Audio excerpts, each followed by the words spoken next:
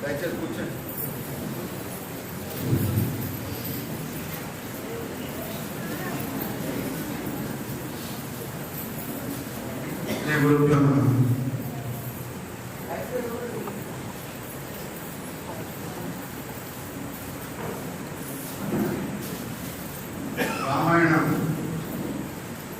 రామాయణాన్ని అత్యంత భక్తిశ్రద్ధతో మనం సమాజం చేసుకున్న వారం రోజుల్లోనే అది పరమ పవిత్రమైనటువంటి శ్రీమద్ భాగవతం ప్రవచనాన్ని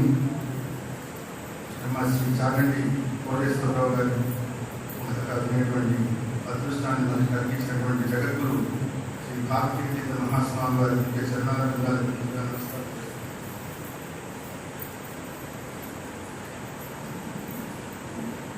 ఈరోజు మనకి చాలా సుదినం. ఎందుకంటే కోటేశ్వరరావు గారు దూరం వచ్చి మన క్షేత్రంలో ప్రవర్తన చేయడం నిజంగా కేవలం గురువుల అనుగ్రహం అనుకుంటున్నాను. నేను వారి చేత వారి ఇంట్లో వారికి వచ్చినప్పుడు వారికి ఆ గురువుల ప్రేరణ మా మీద ఉండేటువంటి కార్యక్రమం జరిగింది. ప్రథమంగా నేను వారిని బృందావనం గార్డెన్స్లో ఉన్నటువంటి వెంకటేశ్వర స్వామి వారి దేవస్థానంలో గజేంద్ర మోక్షం చెప్తుంటే చిన్న రోజునే వారికి చూడడం సంభవించింది. ఆ రోజు నుంచి కూడా ఏ విధంగా అయినా సరే వారిని క్షేత్రాన్ని తీసుకొచ్చి వారి ప్రవచనం అందరం కూడా శ్రవణ చేసి ధరించాలనేటువంటి కోరిక బలీయంగా ఉంది. తర్వాత వారి ఇంటికి వెళ్ళినప్పుడు వారి చెప్తూ తప్పకుండా వస్తాను. శారదాపీఠం శారదా పరమేశ్వర దేవత ఆమె సాన్నిధ్యంలో చెప్పడం నాకు సంతోషమే. తప్పకుండా వస్తానని వారు ఆ టైం చూసుకొని 3 రోజులు మనకి అనుగ్రహం చేశారు. వారు ఏంటంటే వారు ఇంకా సర్వీస్లో ఉన్నారు. వారు ఫుడ్ కార్పొరేషన్ ఆఫ్ ఇండియాలో ఆఫీసర్గా ఉంటూ ఏమాత్రం వారికి ఆ టైం దొరికితే వారి ప్రవృత్తి దినమాట ఆ పరబ్రహ్మ స్వరూపాన్ని రాముడు గాను కృష్ణుడు గాను దత్త పరమేశ్వరు గాను శివుడు గాను భావిస్తూ వారు ప్రవచనాలు చేస్తూ వారి ఆత్మతృప్తి కోసం చేస్తారే. వేరే ప్రవచనాలు చేయడం వారికి వేరే ఉద్దేశం ఏమీ లేదు. తనకు తెలిసిన దాన్ని భగవంతుడు తనకు తెలిపిన దాన్ని మళ్ళీ తిరిగి భగవంతుడికి భక్తిలో నివేదించాలి అనేటువంటి ఒకే ఒక ధ్యేయంతో వారు చేస్తూ ఉంటారు. అందువల్ల కేవలం ఆ సెలవుల్లో మాత్రమే వారు అనుగ్రహం చేస్తుంటారు. కాకినాడ వాస్తవులు చాలా అదృష్టవంతులు. ఎందుకంటే వారు ఆగ్రహంలో ఉంటారు కాబట్టి సాయంత్రం వారి ప్రవచనం ఏదో ఒక చోట జరుగుతూ ఉంటుంది. వాళ్ళందరూ అదృష్టవంతులు మనకి. అయితే నేను గురువు గారికి ప్రార్థన చేశాను. కోటేశ్వరరావు గారు కూడా ప్రార్థన చేశాను. మన క్షేత్రంలో కూడా ప్రతి సంవత్సరం వారి ప్రవచనం జరగాలి. నాకు వచ్చేటప్పుడు చెప్పారు, అమ్మవారి సాన్నిధ్యంలో అమ్మవారి గురించి చెప్పుకుందాం ఇంకోసారి అని చెప్పి వారు అతి త్వరలోనే వారి అవకాశం చూసుకొని మనకు అటువంటి అవకాశాన్ని అనుగ్రహిస్తారని చెప్పి భావిస్తున్నాను. ఈ 3 రోజుల్లో ఆ శారదా పరమేశ్వరి కనుక స్వరూపిణి వారికి అటువంటి ప్రేరణను కలిగించాలని ఆ తల్లిని మనమంతా కూడా భక్తిగా ప్రార్థన చేసుకుందాం. ఈ వారి ప్రవచనాల్లో చెబుతుంటారు, భాగవతం శ్రవణం చేయడం అంటే కొన్ని కోట్ల జన్మల పుణ్యం ఉంటేనే ఇటువంటి భాగవతం వినాలనేటువంటి ఒక కోరిక పుడుతుందంటే అటువంటి అవకాశం మనకి లభించింది. దీన్ని మనం చక్కగా సద్వినియోగం చేసుకొని ఒక క్షణం కూడా మనం దుర్వినియోగం చేసుకోకుండా మనసు కేంద్రీకరించి వారు చెప్పేటువంటి శ్రవణాన్ని భక్తితో ఆగిద్దాం. అయితే ముఖ్యంగా మీ అందరికీ ఒక మనం ఏంటంటే బాబు సెల్ ఫోన్స్ అవైలబుల్ ఉంటే వాళ్ళు మాత్రం కట్ చేయండి. ఎందుకంటే అది చేసేటప్పుడు ఆ డిస్టర్బెన్స్ ఉండటం మంచిది కాదు. అది వారికంటే మనకే దానివల్ల అవరోధం అవుతుంది. కాబట్టి దయచేసి అందరూ కూడా సెల్ ఫోన్స్ కట్టేవలసిందిగా ప్రార్థిస్తున్నాను. శ్రీ కోటేశ్వరరావు గారి నేతృత్వానికి రావాల్సిన సగౌరవంగా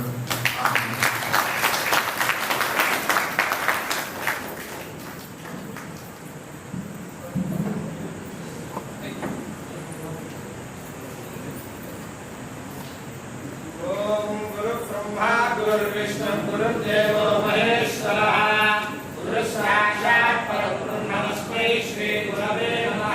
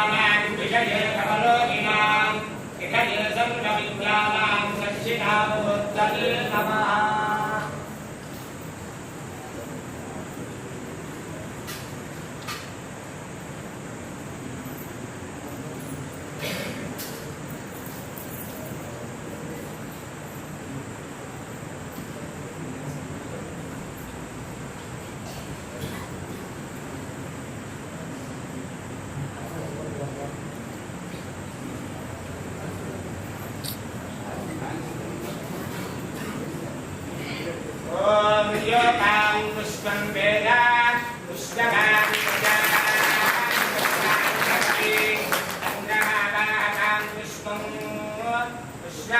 प्रजावान् पशुपान् भवति नमः पार्वतीपतये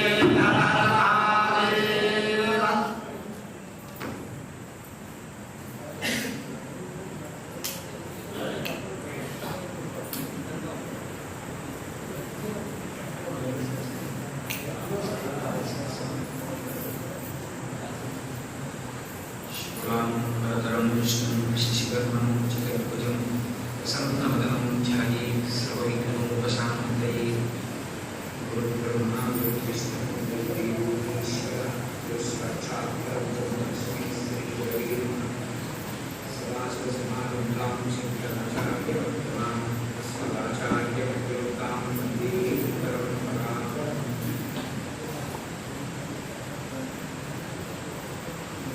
व्यासायुष्टरूपाय व्यासरूपाय विष्णवे नमो वै ब्रह्मणे वसिष्ठाय नमो नमः पूज्यन्तं राम रामेति मधुरं मधुराक्षरं आरुह्य विकासाढां वन्दे वाल्मीकिकोकिलं श्रुतिस्मृतिपुराणानाम् आलयं करुणालयं नमामि भगवत्पादशङ्करं लोकशङ्करं वागर्धाविव सम्पृक्तौ वागर्धप्रतिपत्तये जगतः पितरौ वन्दे पार्वती परमेश्वरौ सुक्तिं समग्रैर्स्वयमेव लक्ष्मीः श्रीरङ्गराजमहिषीमुद्रैः कटाक्षैः वैदग्ध्यवर्णगुणबुम्भनगौरवैर्यां कण्डूलकर्णपराः कवयोध्ये हैमोर्ध्वपुण्ड्रवजहन्मुटं सुनासं मन्दस्मितं मकरकुण्डलचारुगण्डं बिम्बाधरं बहुलदीर्घकृपाकटाक्षं श्रीवेङ्कटेशमुखमात्मनिसन्निधत्तां मनोजवं मनुतुल्यवेगं जितेन्द्रियं बुद्धिमतां वरिष्ठं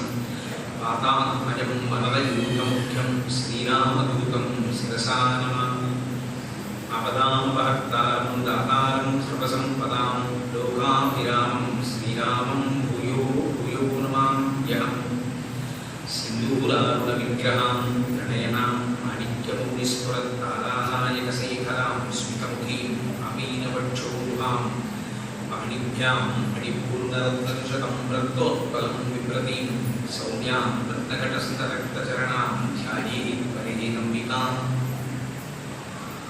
जयतु जयतु देवो देवकीनन्दनोऽयं जयतु जयतु कृष्णो कृष्णवंशप्रदीपः जयतु जयतु मेघश्यामलकोमलाङ्गो जयतु जयतु पृथ्वी भरणाशो मुकुन्दः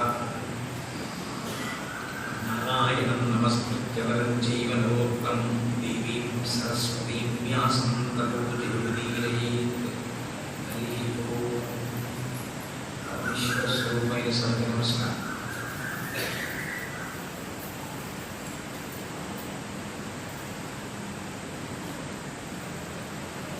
ఈనాడు వాచికంగా నేను చెప్పడం కాదు, నిజంగా నా జన్మధన్యమైనటువంటి రోజు. ఎందుకంటే వాళ్ళ నేను తెల్లవారుజామున లేచినప్పటి నుంచి ఎప్పుడెప్పుడు శారదామాత దేవాలయానికి ఇవాళ వెళ్తానా, ఎప్పుడెప్పుడు అమ్మవారి దర్శనం చేసుకుంటానా, ఇన్ని రోజులు నాకు 4 వాక్కులు ఇచ్చి నా చేత 4 మాటలు చెప్పించి నన్ను ధన్యుడిని చేసినటువంటి ఆ తల్లి పాదపద్మలను ఎప్పుడు దర్శనం చేస్తానని ఇవాళ తెల్లవారుజామున ఒక పెళ్ళికి వస్తూ కూడా కారులో దాని గురించి చర్చించుకున్నాం. చేత ఈశ్వరుడి యొక్క నిర్హేతుక కృపాకటాక్ష వీక్షణల చేత ఇంత పరమ పవిత్రమైన రోజు అసుర సంధ్య వేళలో శారదామాత యొక్క దర్శనాన్ని, సీతారామచంద్ర ప్రభువు యొక్క దర్శనాన్ని, పరమశివుడు పార్వతీదేవి దర్శనాలను పొంది ధన్యుడనై శృంగగిరి పీఠం అంటే సామాన్యమైనటువంటి పీఠం కాదు, వ్యాఖ్యాన సింహాసనం, అంత గొప్ప పీఠం. అటువంటి పీఠ పరంపరలో వచ్చినటువంటి జగద్గురువుల చేత ప్రతిష్ఠించబడినటువంటి శారదామాత జరిగినటువంటి ఈ ఆలయ ప్రాంగణంలో 4 మాటలు చెప్పుకోవడం అంటే చెప్పినవాడు ధన్యుడు, విన్నవాడు ధన్యుడు. నేను అనుకుంటున్నాను ఇది కోటేశ్వరరావు గొప్పతనం ఏం కాదు, ఇది జగద్గురువుల యొక్క అనుగ్రహం. వారు నన్ను అనుగ్రహించి నేను వచ్చి శృంగగిరి పీఠములకు ఉపపీఠముగా భాషలతో ఇంచుమించుగా ఈ గుంటూరులో ఉన్నటువంటి శారదా పీఠంలో 4 మాటలు చెప్పుకొని ధన్యుడు ఒకమ్మని బహుశా నా ఎందుకు కృప చేసి ఉంటారు. ఆ కృపను ఇక్కడికి తీసుకు నన్ను భాగవతం గురించి ఏమైనా 4 మాటలు చెప్పుకోవద్దని. అసలు భాగవతం అంతా జ్ఞానమే. కేవలం జ్ఞానకాండకి భాష్యం చేయాలని, జ్ఞానకాండకి వ్యాఖ్యానం చేయాలనేటటువంటి కుతూహలంతో చాలా వైరాగ్యమును నైరాశ్యమును రెండింటినీ పొందినటువంటి వ్యాస భగవానుడి నోటి నుండి వచ్చినటువంటి వాక్కులే భాగవతంగా మారే. తల్లి శారదయే భాగవతంలో ఉంది. శంకరాచార్యుల వారు సౌందర్యలహరిలో శ్లోకం చేస్తూ అంటారు, శరజ్యోత్సాశుద్ధాం శిశిరిత జటాజూటబహుళాం పరత్రాసత్రాణ స్ఫటిక ఘటికా పుస్తక కథాం సకృన్నత్వానత్వానగమపి సతాం సన్నిధతే మధుక్షీరద్రాక్షామధురీనాః కవితయః అంటారు. అమ్మా, ఒక్కసారి నీకు ఎరుకగలిగిన వాడు నమస్కారం చేసినంత మాత్రం చేత మధుక్షీరద్రాక్ష, తేనె, ద్రాక్ష రసం, పాలు ఇవి ఎంత రుచిగా ఉంటాయో అటువంటి వాక్కులను అనిపిస్తావు. ఈ వాక్కులు కేవలం ఏదో జనరంజకంగా ప్రజల్ని ఆకర్షించడం కోసం చెప్పేటటువంటి మాటలైతే దానికి ఆధ్యాత్మిక ప్రవచనం అక్కర్లేదు. ఇంకా అలా ఆకర్షించడం కోసం ప్రసంగాలు చేసేవాళ్ళు లోకంలో చాలా మంది ఉంటారు. అటువంటి ప్రసంగాలు కావచ్చు. శంకరుడు దాని గురించి మాట్లాడటం లేదు. శంకరుడు దేని గురించి మాట్లాడుతున్నారంటే భక్తితో కూడినటువంటి కర్మానుష్ఠానం చేయడం చేత కలిగినటువంటి వైరాగ్యము, జ్ఞానము, ఈ రెండింటి వలన పండినటువంటి వాడు మాట్లాడవలసిన అవసరం లేకపోయినప్పటికీ ఈశ్వరుడి గురించి అడిగినప్పుడు తాను మాట్లాడకుండా ఉండలేక తాను మాట్లాడడం మొదలుపెట్టినప్పుడు తేనె పాత్రలో ఒక మామిడి పండు చాలా కాలం పడి ఉండిపోయిన తరువాత ఒక వారం రోజుల తర్వాత తేనెలోంచి పైకి తీసినటువంటి మామిడి పండు అసలే ఆరముండి ఉంటే వారం రోజులు తేనెలో ఉండిపోతే ఆ మామిడి పండుని తీసి తింటున్నప్పుడు కలిగేటటువంటి అనుభూతి ఎలా ఉంటుందో అలా నిరంతరం తాను ధ్యానమునందుండి భగవంతుని యొక్క గుణములను అనుభవించడానికి అలవాటు పడిపోయినటువంటి హృదయము అంబుజోదర దివ్య పాదాల మీద చింతనామృత పాద విశేషమత్త చింతమీరీతీతర విషయము చేరవేర్చు వినుత గుణశీల మాటలు నిలువేలా అంటాడు ప్రహ్లాదుడు.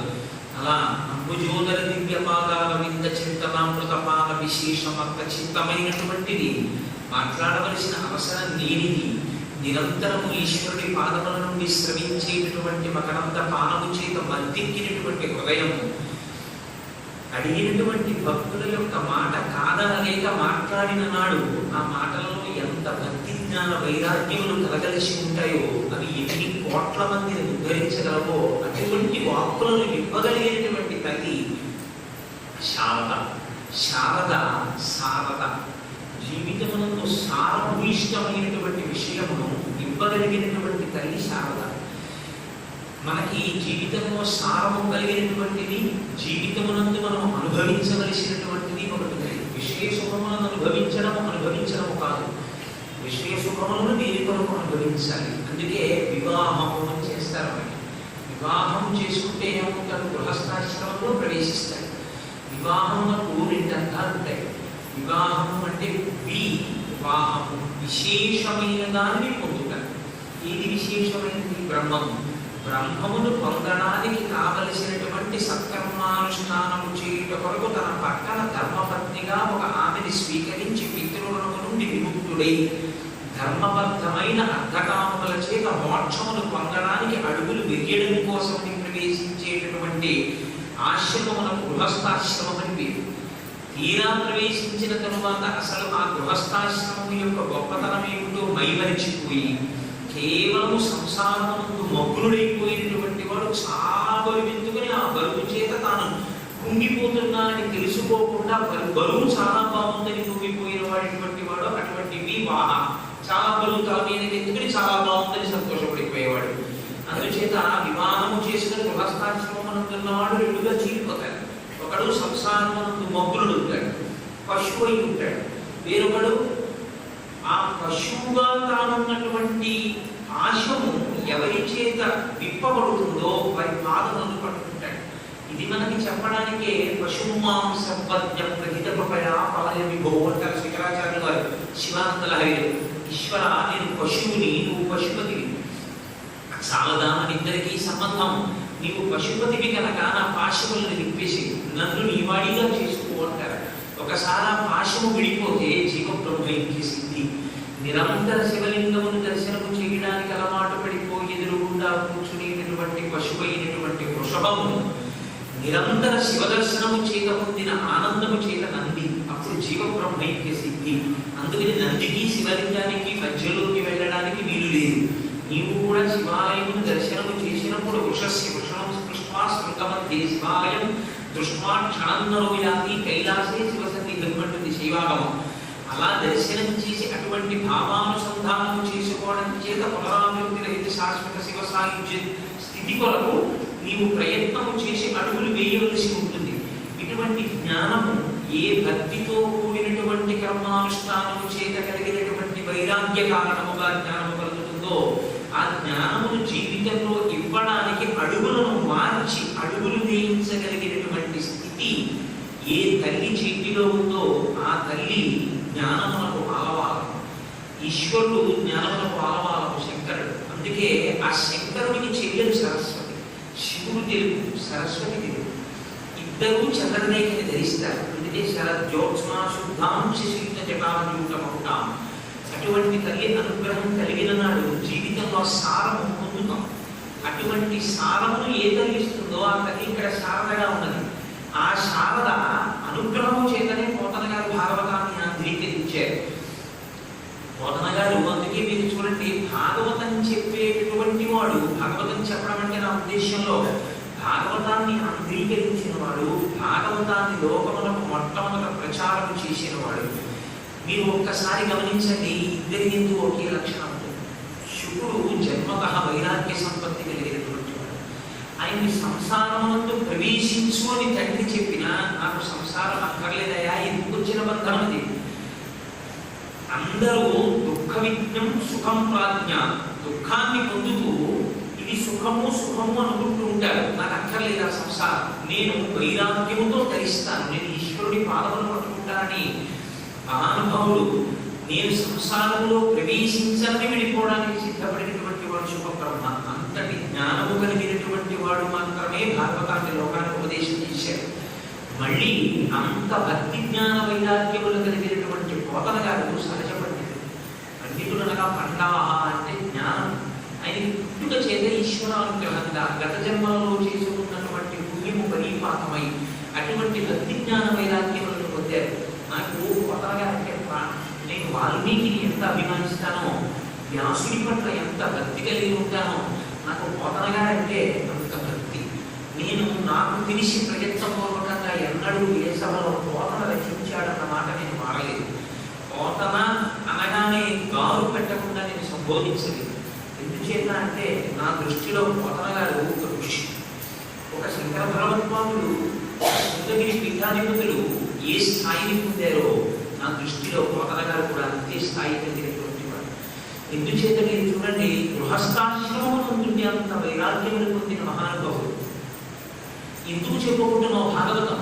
శ్రీకైవల్యపదంబు చేరుటకునై చింతించెదను లోకరక్షైకారంభము భక్తపావన కళా సతంభము ధనమోద్రేక స్తంభము కేలిలోల విదసతృజాల సంభూత నానా కంజాత భవండ కుంభకు మహానందంగ నాటింబగున్నని చెప్పుకుంటారు. అందులో శ్రీకైవల్య పదంబు చేరుటకునై, శ్రీకైవల్యం అన్నమాట అద్వైత సంప్రదాయంలో చెందినది.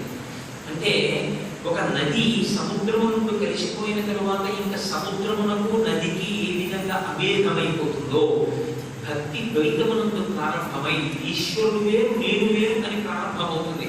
శంకరులు అంటారు శివానంద లహరిలో, అంకోలం నిజ బీజ సంతతరయస్తాంతోబలం సూచికా సాధ్వీ నైజవిభం లతాక్షితురిభం సింధు సరిద్వల్లభం ప్రాప్నోతి యథా తథా పశుపతేః పాదారవిందద్వయం చేతో వృత్తి రూపేత్య తిష్టతి సదా సభక్తి ఇత్యుచ్యతే అంటారు. అంకోల వృక్షము నుండి కింద పడినటువంటి పండులోని గింజలు అంకోల వృక్షమును అంటుకున్న సదృశముగా భక్తి ప్రారంభమై చిట్ట చివరికి నది సముద్రములో కలిసిపోయినట్టు, నదికి సముద్రమునకు అభేదమైపోయినట్టు, ఈశ్వరుడికి జీవుడికి అభేదమైపోయినటువంటి జీవబ్రహ్మైక్య సిద్ధికి శ్రీకైవల్యమని పేరు.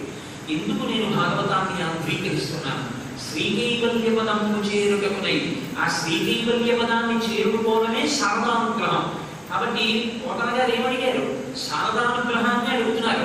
అందుకే శారద నీరదింద్రు కలసాపటి రమబాల మల్లికాహార కృషామ పేదరచితాచకాశ అంటూ మొదలు పెడతారు.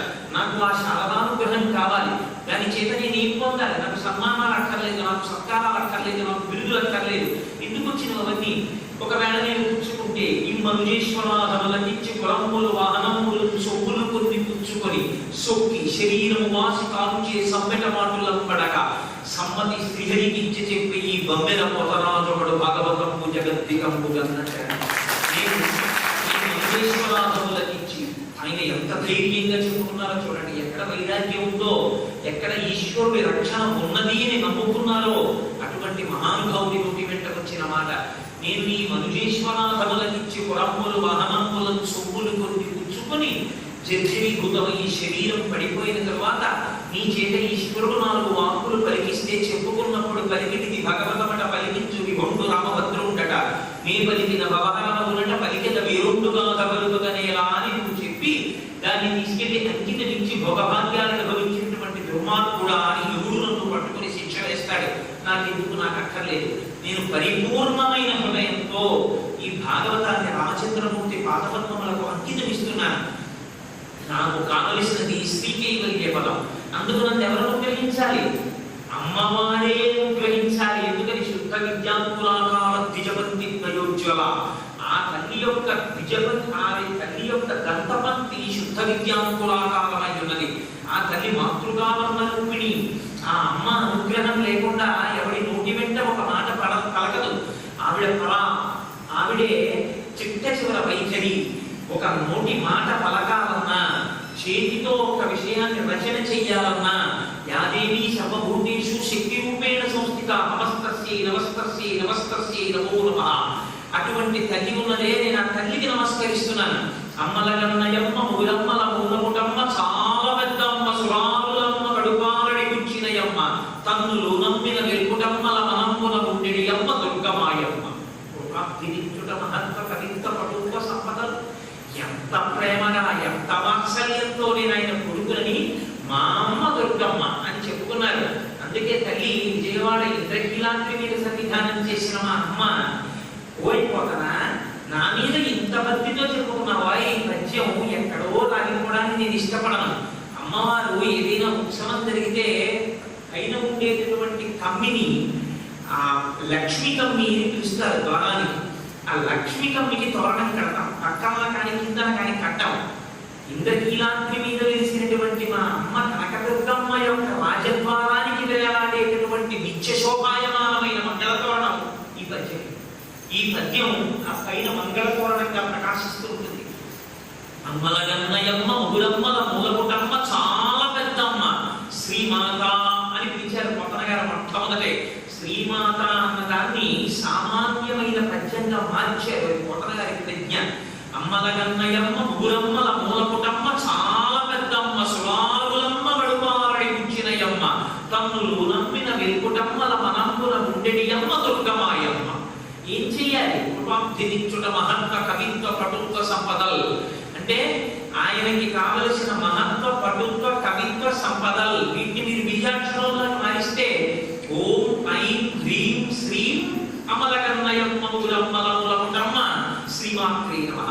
అంటే ఓం ఐం హ్రీం శ్రీం శ్రీమాత్రే నమః అని అనడానికి పోతన గారు దాన్ని పద్యంగా మార్చారు. ఎంతటి శ్రీ విద్యా సాంప్రదాయ రహస్యములు జరిగిన ధురీయులో మీరు చూడండి. అందుకే ఆయనకి శారదాకటాక్షం కలిగింది. అమ్మ మహాపతివ్రత. శంకరుడి స్వప్నం చెయ్యకుండా అమ్మ అనుగ్రహం కలగదు. అమ్మ తీసుకెళ్లి శివుడి చేతిలో చెయ్యి పెట్టింది. వాలిన భక్తి మెచ్చట వారిన తాండవకేలికి దయాశాలికి శూలికి శిఖరజాము కపద్మమయు కమాలికి కపాలికి బాల శశాంక మౌలికి మన్మథ గర్భపర్వతో మూలికి నారదాది మునిముఖ్య మనస్సరసీ గుహాడికి అంటారు. చివరి లింగాలను వేస్తూ ఆ లింగ స్వరూపాన్ని ఉపాసన చేస్తూ వాలిన భక్తి మెచ్చగా. ఇప్పుడు మనం గురువులని ఒక్కసారి స్తోత్రం చేస్తే నకర్మణాన ప్రజయాధనీన త్యాగేనైకే అమృతత్వమానసో అంటూ మనం ఒక్కసారి ప్రణిపాతం చేసి నమస్కారం చేసామే. అమ్మవారి దగ్గర ఉండేటటువంటి గొప్ప లక్షణం, గురువు దగ్గర ఉండేటటువంటి లక్షణం అదే. ఇద్దరు ఒక అయస్కాంతాన్ని సూడి పెట్టి ఇనుము మొక్క పెట్టి రాస్తే వచ్చినట్టు శారదని ఉపాసన చేసి చేసి గురువులకు కూడా అదే లక్షణం వస్తుంది. ప్రణిపాత ప్రసన్నాహి నందిని జనకర్మజ రమేషా పరిత్రాతం రాక్షసో భగతో భయాలంటుంది సుందరకాండలో క్రియట. అమ్మవారి దగ్గరికి వెళ్ళినప్పుడు నువ్వేం చెయ్యాలి? ఒక స్వర్ణ దండము నేల మీద ఎలా పడిపోతుందో అలా నువ్వు సాష్టాంగం కూడా చేయక్కర్లేదు, భూమి మీద కర్ర పడ్డట్టు పడిపోతే చాలు. ఆ తల్లి అనుగ్రహించేస్తుంది. అయ్యో నా బిడ్డడు నా ముందుకు వచ్చి పడిపోయాడే సంతోషపడిపోతుంది తల్లి. పోతన గారు అటువంటి అనుగ్రహాన్ని పొందారు మహానుభావుడు. పొంది భాగవతాన్ని మనకి ఆంధ్రీకరించి ఒక అమృత భాండాన్ని తెలుగు జాతి చేతిలో పెట్టినటువంటి వారు. ఆయన పొందినది శారదా కటాక్షం. విద్య ఎందు మోహం పనికిరాదు. ఎవరికైనా 4 విషయాలు తెలుసు అనుకోండి, తెలుసున్నవాడు తన విద్యని తాము దాచుకునే ప్రయత్నం చేయకూడదు. విద్యని సముపార్జన చేసినటువంటి ఒక గురువుకి మేఘములకు సమానమైన లక్షణం ఉండాలి. మేఘము ఎక్కడో ఉప్పు నీటితో నిండిపోయినటువంటి సముద్రం లోపలికి వెళ్ళి కడుపాల నీటిని దాని తీయటి నీటిగా మార్చి నిరాధారమైనటువంటి ఆకాశ మార్గమునందు ప్రయాణించి వచ్చి మీరు అడిగారా అడగలేదా అని చూడకుండా వర్షించడమే తన ప్రయోజనం అన్నట్టుగా తనలో ఉన్న చల్లని తీయటి నీటిని వర్షించేసి అవతలవారు కృతజ్ఞత చెప్పారా చెప్పలేదా చూడకుండా తన దగ్గరున్న దాన్ని అంతటి ఇచ్చేశాను అమ్మయ్య తేలిక పడిపోయి తేలికగా కలిసి గురువు కూడా తాను చాలా కష్టపడి గురువుగత విని శాస్త్రమునందు ప్రవేశించి గహనమైన విషయములను తాను తెలుసుకుని అవతల వారు వినేటటువంటి వారికి దాన్ని చాలా తేలికగా అర్థమయ్యేటటువంటి రీతిలో పునశ్చోతమ సంతవాది ఎంతో తేలికగా అర్థమయ్యేటటువంటి భాషలో దానిని విడమర్చి చెప్పగలిగినటువంటి ప్రజ్ఞ కలిగిన వాడయ్యుండి కూడా కృతజ్ఞతని ఆశించకుండా వర్షించడమే తన ప్రయోజనం అన్నట్టు, తనకి తాను నేర్చుకున్న విద్య 10 మందికి చెప్పడమే తనకి ప్రయోజనం అన్నట్టు తన వాక్కులనేటటువంటి అమృతధారాలను వర్షించి కారుణ్యామృత వర్షిణం ఘన విపద్గ్రీష్మ చిదాకర్మటం విద్యాసస్య పదోదయాయ సుమన సంసేవ్య విచ్ఛాకృతి అంటారు శివానంద శంకర భగవత్పాదులు. కారుణ్యామృత వర్షిణం ఘన విపద్గ్రీష్మ చిదాకర్మటం. ఆ గ్రీష్మ ఋతువునందు కలిగినటువంటి తాపములు పోగొట్టగలిగినటువంటి వర్షములు మేఘము వర్షించినట్టు సంసార పరిభ్రమణము చేత కలిగినటువంటి తాపములు పోగొట్టడం కోసమని శివులలోంచి ప్రవహించేటటువంటి భగవత్ కథానబడేటటువంటి అమృతాన్ని తన నోరనబడేటటువంటి గోస్తమైనటువంటి నోటి నుంచి విడిచిపెట్టి తన విద్యయందు తాను మోహము లేకుండా కృతజ్ఞతను అపేక్షించకుండా నడిచి వెళ్ళిపోవాలి గురువు. అందుకే శంకరులు అంటారు గలంతి శబ్దోత్పచ్చరిత చరిత కిల్పిశరజో గలంతి దీకుల్యాహస్తరణి శుపతంతి విజేతాం దిశంతి సంసార భ్రమణ పరితాపోపశమనం వసంతి మచ్చేతో హదవిశిదా శివానందలహరి అంటారు. ఆ గురుముఖ వచ్చినటువంటి ఆ వాగ్ధార అమృతధార చెవులలోంచి లోపలికి వెళ్ళి సంసార పరిభ్రమణము చేత కలిగినటువంటి పాపమును ఉపశమింపచేసేదిగా భగవత్ కథామృతమును ప్రవహింపచేసేదై ఉండాలి. పోతన గారు ఆ స్థాయిలో కూర్చున్నటువంటి మహానుభావులు 12 స్కంధములను నిరపేక్షగా ఆంధ్రీకరించి ఈ జాతికి అర్పించారు. ఒకే ఒక్క రోజున ఎవరికైనా అంకితం ఇస్తాడేమోనని అనుమానం కలిగినటువంటి శారద ఒక్క పోతన గారికి మన ఎక్కడ వాంగ్మయంలో ఏ ఋషికి బహుశా అటువంటి దర్శనం ఇవ్వలేదు. నా తల్లి ఇవాళ అక్కడ తెల్లటి మూర్తి మెరిసిపోతూ ఇలా చంద్రవంక పెట్టుకుని మెడలో పచ్చటి హారములను వేసుకుని ఇలా కూర్చుంటే మా అమ్మ అక్కడ అలా కూర్చున్నటువంటి నా తల్లి ఏడుస్తూ కాటుక పెట్టుకున్నటువంటి ఆ కంటి ధారలు తెల్లటి చీర మీద పడితే నల్లగా అయిపోయి పోతన గారికి దర్శనమిచ్చింది. వెక్కిళ్ళు వినపడ్డాయి పోతన గారికి. ఏమిటి చీకట్లో ఎవరో ఆడది ఏడుస్తోందని లేచి పర్ణశాలలో ముందుకెళ్ళారు. అమ్మవారు సరస్వతీదేవి శారదామాత ఏడుస్తూ దర్శనమిచ్చింది. పోతనాన్ని ఎందుకు ప్రవేశించి శారదా సమస్త జ్ఞానమును నీ చేత ఆంధ్రీకరింపచేశాను, దీన్ని అంకితం ఇస్తావా అని అడగనట్టుగానే అడిగింది. అమ్మా కట్టుక గట్టి నీరు చదుకట్టు పగింపడ ఎలయచ్చతో కైకవరాజు మర్దనుని గదిలి కూడలా ఓ మదంబ ఓ హతక దప్పురాని నిన్నటి గుర్తునిపోయి అల కర్ణాట కిరాత కీచకులకు నమ్మను త్రిశుద్ధిగా నమ్ము భారతి అని చెప్పుకున్నటువంటి మహానుభావుడు శారదానుగ్రహం కలిగింది. నాకు ఆ శారదాదేవి ముందు ఇవాళ నిలబడి కైమోడుస్తుంటే నేను పోతన గారి భాగవతం చెప్పుకుంటున్నాను అని నాకు జ్ఞాపకం వస్తే అమ్మా నీ అనుగ్రహంతో పోతన గారు వంటి వారయ్యారమ్మా. అటువంటి పోతన గారి భాగవతంలో 4 పద్యాలు ఈ సన్నిధానంలో కూర్చొని చెప్పుకునేటువంటి అదృష్టాన్ని నాకు కృప చేశావా? నా ఎందుకు ఏముందని ఇచ్చావమ్మా ఇంత భాగ్యాన్ని? శ్రీశైలేషు భజింతునో యభు కాంచీనాథు సేవింతునో కాశీవల్లభు కల్వబోతునో మహాకాళేషు సేవింతునో నా శీలం పడువైన మేలుబడుచు రక్షింపవే నీ కృపా శ్రీ శృంగార విలాసహసముల చేసి కాళహస్తీశ్వర అంటది గుర్తిని. అలా ఏది చూసి నాకు ఇంత భాగ్యం ఇచ్చావమ్మా అనిపించింది. అంతటి ధన్యుడు పోతన గారి భాగవతం ఒక రీతి కాదు, ఎన్ని రీతులలోనో మనకి ఆదర్శవంతం.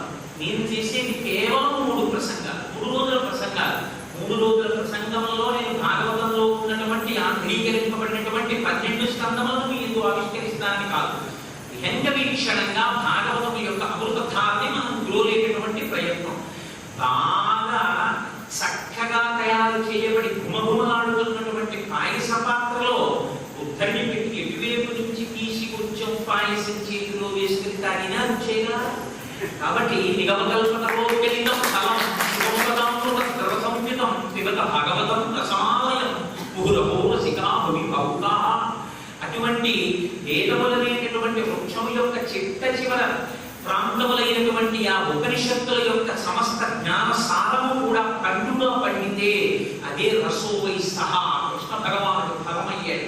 అటువంటి ఆ ఫలము బాగా పండిందని గుర్తు చిలక కొట్టింది. శుభ మహర్షి ప్రవచనం చేశారు. దానిలోంచి ఆపాత మధురమైనటువంటి రసం కారిపోతోంది. భావుకుడు వెళ్తే చాలు దోషిని పట్టి తాగవచ్చు అన్నారు. అటువంటి భాగవతం మీరు చూడండి. భాగవతమునకు శ్రీరామాయణమునకు ఒక భేదం, ప్రధానమైనటువంటి భేదమును మీరు గుర్తించవచ్చు. శ్రీరామాయణమునందు ప్రార్థనలు అనేటువంటివి మీకు ఎక్కడ ఎక్కువ కనపడవు. ఎక్కడో స్తోత్రం చేస్తారు, కానీ మీరు ఆ స్తోత్రములను నిత్యానుసంధానం చేయడానికి వీలు ఉండదు. రామాయణంలో చెప్పబడినటువంటి ప్రార్థనలు అని ఎక్కడైనా కనపడితే వాటిని తెచ్చుకుని మీరు జీవితంలో ప్రార్థనగా వాడతాను అంటే కొంచెం అరుదుగా ఉంటాయి. ఏదో చేయమంత్రం, దానికి మంత్రస్వరూపం ఉంది. అందుకే మీరు ఎలా పడితే అలా చేయమంత్రం చదవడం కుదరదు. ఆదిత్య హృదయం, ఆదిత్య హృదయం ఎలాగైనా చదువుకోవచ్చని మహర్షి సెలవిచ్చారు. కాబట్టి ఆదిత్య హృదయం చదువుకోవడానికి ఇబ్బంది లేదు. కాంతారేషు భయేషిష అన్నారు వాల్మీకి మహర్షి. అరణ్యంలో ఉన్న భయంతో ఉన్న చదువుకో, ఇబ్బంది లేదు అన్నాడు. అలాగనే అస్తమానం అలా చదవని నా ఉద్దేశ్యం కాదు. కానీ మీకు భాగవతంలో వచ్చేటప్పటికి ఎన్ని ప్రార్థనలు తెలుగువారి యొక్క నాలుక మీద అసలు ఆ ప్రార్థనా శ్లోకాలు, ఆ పద్యాలు రాని వారు ఉండరు. ఇప్పటికీ తెలుగు జాతి యావత్తు కంఠస్థమైపోయిన పద్యాలు కొన్ని ఉంటాయి.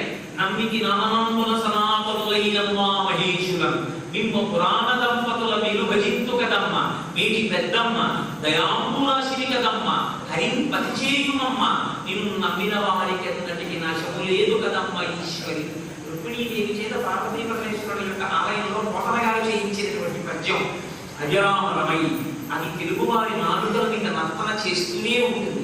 ఇటువంటి ప్రార్థన అన్నది మనం జీవితంలో ఎందుకు చెయ్యవలసి ఉంటుంది? అసలు ప్రార్థన చేయవలసినటువంటి అవసరం ఏమి? ప్రార్థన కేవలము ఎప్పుడూ ప్రార్థన ఐహికమైనటువంటి సుఖముల కొరకే చేస్తారా? లేకపోతే ప్రార్థన చెయ్యడం వెనకాతల ఏదైనా రహస్యం ఉంటుందా? ప్రార్థన లేని పూజ ఉండదు, పూజ లేని ప్రార్థన ఉండవచ్చు. దీన్ని మీరు కొంచెం జాగ్రత్తగా గమనించవచ్చు. పూజ అనగా బాహ్యమునందు మీరు పూజ చేస్తుంటారు. బాహ్యమునందు పూజలో షోడశోపచారములు ఉంటాయి. ఒకవేళ షోడశోపచారములతో పూజ నేను చెయ్యలేను, కనీసం 5 ఉపచారములు చేసి తీరాలి. పంచసంఖ్యోపచారిణి లలితా సహస్రనామ స్తోత్రం చెప్పేస్తోంది.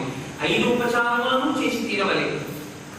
అటువంటి పూజ బాహ్యమునందు అనుసంధానం మీకు తెలుస్తుంది. ఏదో ఆచమనం చేయడమని, ఓ ధూపం సమర్పించడమని, ఓ దీపం పెట్టడమని, 4 పుష్పములను సమర్పించడమని, 4 నామములను చెప్పడమని ఉంటుంది. ఇందులో మీరు ఎవరిని మీరు పరబ్రహ్మముగా ఆరాధన చేస్తున్నారో, నేను ఈ మాట ఎందుకన్నానంటే ఎవరిని పరబ్రహ్మముగా ఆరాధన చేస్తున్నారో అన్న మాట ఎందుకన్నానంటే నామరూపములతో సంబంధం లేదు, కానీ మనస్సు లగ్నము కావడం కోసమని ఒక నామాన్ని ఒక రూపాన్ని పట్టుకుంటాం. మీరు చూడండి, కొంతమంది లలితాపరా భట్టారికా స్వరూపమునందు తొందరగా మనస్సు లగ్నం అవుతుంది. అమ్మా అని పిలిస్తే తొందరగా లగ్నం అవుతుంది. వారు లలితమ్మని ఉపాసన చేస్తారు. ఒకరికి విభంగిగా నిలబడినటువంటి కృష్ణ పరమాత్మ యొక్క స్వరూపమునందు మనస్సు తొందరగా లగ్నం అవుతుంది. వారు శ్రీకృష్ణుడిని ఆరాధన చేస్తారు. ఒకరికి రామచంద్రమూర్తి శంకరమూర్తి ఎందు మనస్సు తొందరగా లగ్నం అవుతుంది. అలాగే కష్టాలు పడ్డాడు, నా కష్టం తొందరగా అర్థమవుతుంది. కాబట్టి రామచంద్రమూర్తిని ఆరాధన చేస్తారు, వేరొకరు శంకరుని ఆరాధన చేస్తారు. ఇన్ని రకములుగా ఆరాధన చేసినా అసలు ఆరాధన చేయబడుతున్నటువంటి వస్తువు నిజముగా అటువంటి నామాన్ని అటువంటి రూపాన్ని పొంది పరిచ్ఛిన్నమై అటువంటి నామానికి రూపానికి కట్టుబడిపోయి ఉన్నదా అంటే ఒకరగానే అంటారు భాగవతంలో, స్త్రీ పురుషుల పుంసకమూర్తియును కాక అత్తిరియత్ అమరనవాది మూర్తియును కాక కర్మ గుణవేద సరసత్ ప్రకాశి కాక వెనుక నందికి తాను విభుతలంతో పరమేశ్వరుడికి నిజంగా ఒక నామము లేదు, ఒక రూపము లేదు. మీరు అందుకే చూడండి, అమ్మవారిని స్త్రీ రూపంగా ఉపాసన చేసేటటువంటి నామముల యందు పురుష స్వరూపమైనటువంటి నామములు ఉంటాయి, నపుంసక స్వరూపమైన నామములు ఉంటాయి. నపుంసక నామం పరంజ్యోతి, ఇది ఇంచుమించు ప్రతి సహస్రనామ స్తోత్రంలోనూ ఉంటుంది. ఎందుకని కారణం ఒకటే, భగవంతుడు స్త్రీ కాదు, పురుషుడు కాదు, నపుంసకుడు కాదు. కానీ మరి ఎందుకు అటువంటిప్పుడు ఒక రూపంగా ఆరాధన చేయడం అంటే దీన్ని 16వ పురుష సూక్తంలో చెప్తారు. వేదావేదం పురుషం మహాంతం ఆదిత్యవర్ణం తమసస్తు పారే సర్వాణి రూపాణి విచిత్య ధీర నామాని కృపాభివదంజనాస్తే అంటారు. మాంసనేత్రము చేత చూడడానికి వీలు లేకుండా ఈ బ్రహ్మాండములన్నీ ఎంతవరకు ఉన్నాయని నువ్వు ఊహ చేస్తున్నావో అంతకన్నా 10 అడుగులపై వరకు పెరిగిపోయినటువంటి పరమాత్మ యొక్క స్వరూపం ఈ మాంసనేత్రము చేత చూడబడదు కనుక, జ్ఞాననేత్రము చేత చూడడం నీకు కష్టము కనుక, అంతటా పరివ్యాప్తమైపోయినటువంటి పదార్థములు నువ్వు కేవలం ధ్యానం చేయమంటే ఎలా చేస్తావు? ఆపాతాలంత భవన బ్రహ్మాండమ విస్ఫుర జ్యోతిస్ఫాటిక నిత్యము ప్రమిల సంపూర్ణేత్వంతాత్మకై అష్టోకాత్మకమేక వీసమని సమృద్రాం వాకాంజపం ఛాయే కించిత్ సిద్ధయే ధ్రువపదం విప్రో విషిచ్చేత్యవం బ్రహ్మాండం వ్యాప్త దేహా భజిత వివరుతాభా సమానా విజంకై అన్నాను అనుకోండి. ఈ బ్రహ్మాండములన్నీ నిండిపోయినటువంటి శివస్వరూపాన్ని నిర్గుణంగా ఇక్కడ ఉపాసన చేయి. అది అరూపరూపిగా శివలింగంగా ఉంది అన్నాను అనుకోండి. ఒక సామాన్య స్థాయిలో ఉన్నటువంటి ఉపాసకుడిగా అటువంటి దర్శనం కూడా. కాబట్టి ఇప్పుడు ఏం చేయాలి? ఒక లింగాన్ని తీసుకొచ్చి అక్కడ పెట్టాలి. అంతటా ఉన్న శివలింగాకృతి ఇక్కడ కనపడుతుంది ఈ లింగాకృతి. ఇప్పుడు ఏమైంది? మనస్సు వెళ్ళి అక్కడ నిలబడుతుంది. ఈ నామము రూపము ఎంతవరకు ఉంటాయి?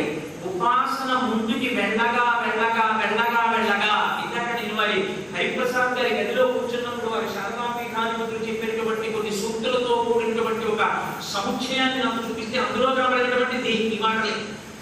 ఉపాసన ఎక్కడ వరకు? మీకు నామరూపములతో కూడినటువంటి ఉపాసన. నీ మోహము పోవడమన్నది ఈశ్వర నామరూపముల యందు కూడా పోవాలి. సంసారమునందు పోయేటటువంటి మోహము నామరూపముల యందు కూడా పోవాలి. పోయి ఎందులోకి ప్రవేశించాలి? సగుణ నిర్గుణ సాధు విధాప్రోక్త మనీషిభిః సగుణ అగివిశ్యేత్య నిర్గుణాతు విరాగితి అంటాడు వ్యాసుడు దేవి భాగవతంలో. నిర్గుణమైనటువంటి పదార్థముల ఉపాసన చేసేటటువంటి స్థితికి ఎదగగలగాలి. మీరు చూడండి, నేను ఇందులోకి రాగానే ఏదో చూసి ఒక పటాన్ని చూశాను, ఒక మూర్తి. ఆ శృంగగిరి పీఠాధిపతులు జింక దగ్గర నిలబడి ఉన్నారు. జింక మెడలో పూలదండ ఉంది, వారి మెడలో పూలదండ లేదు. బహుశా అది ఆ ఫోటోలో నేను ఆ విడివేద నుంచి నాకు లైఫ్లో నేను చూసింది యథార్థమైన ఇదిలా ఉంది.